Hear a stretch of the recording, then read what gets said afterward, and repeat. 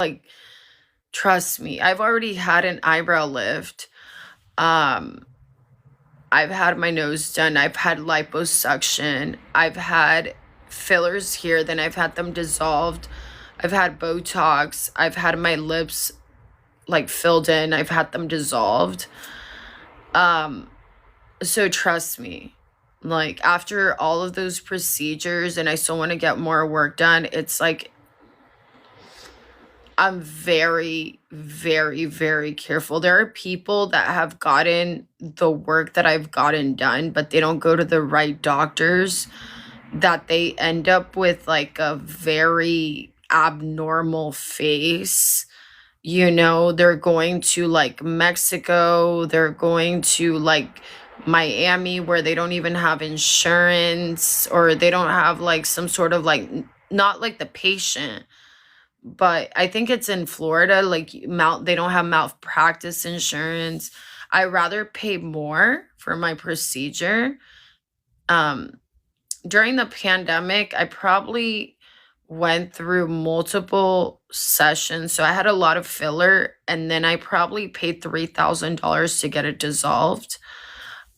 Because on this side, it it looked like there was it just didn't look normal, you know? And the doctor told me, you don't need any more.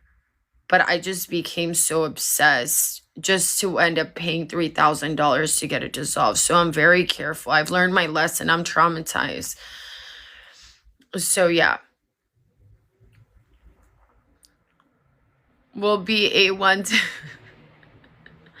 Yeah, and then the doctor that did my liposuction, he specializes only on doing plastic surgery on the face. Um, and then I had an eyebrow lift. That was very painful, to say the least. That was very painful. I actually had my eyebrow lift and nose job done on the same day. So I actually got my nose job and my eyebrow lift about 10 years ago.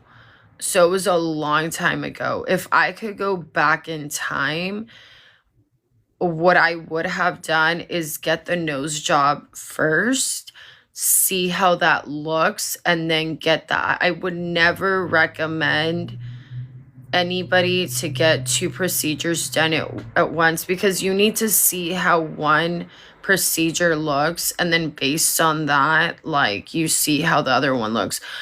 Do I regret my eyebrow lift? I mean, no, I don't. Um, I regret the pain. I regret the pain, but I feel like I could have maybe achieved the same results through Botox, and I wouldn't have had to get the eyebrow lift. Um, I can't do anything about it. Plus, they left an incision. Do you guys see this?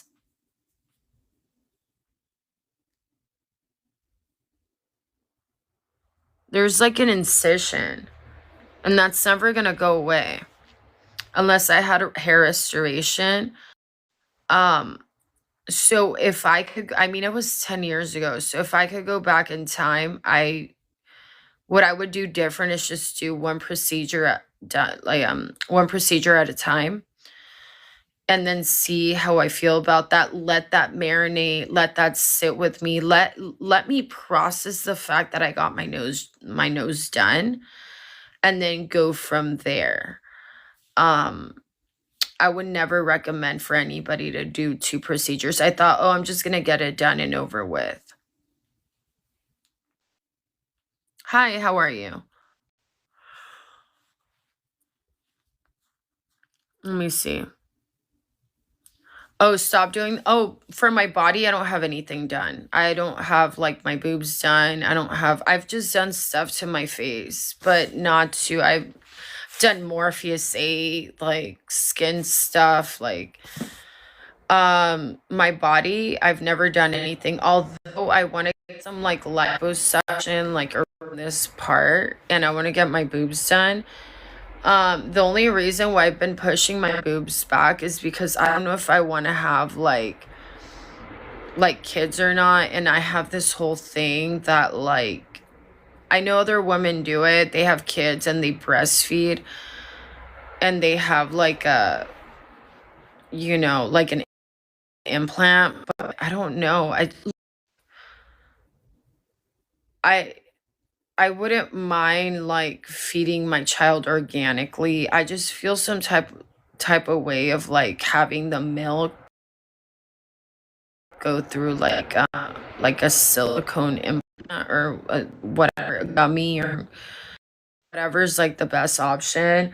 And I don't know how like organic that is. So that's the reason why I'm like, oh, maybe I should just have kids first and then eventually I can get my boobs done.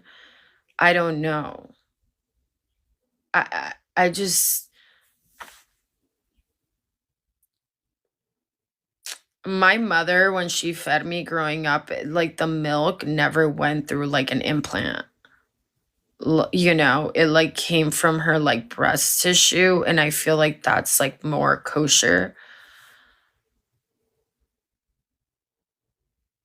Um I don't know like I don't know if there's any side effects in the long run. I know that there's a lot of women that have their boobs done, but I'm a little bit paranoid.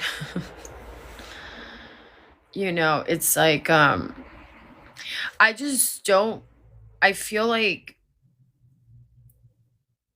subconsciously I would feel about it a certain way like if I got pregnant and I was breastfeeding and I know I subconsciously know and consciously know at the same time simultaneously that I'm feeding like my child that the milk is coming it's passing through silicone,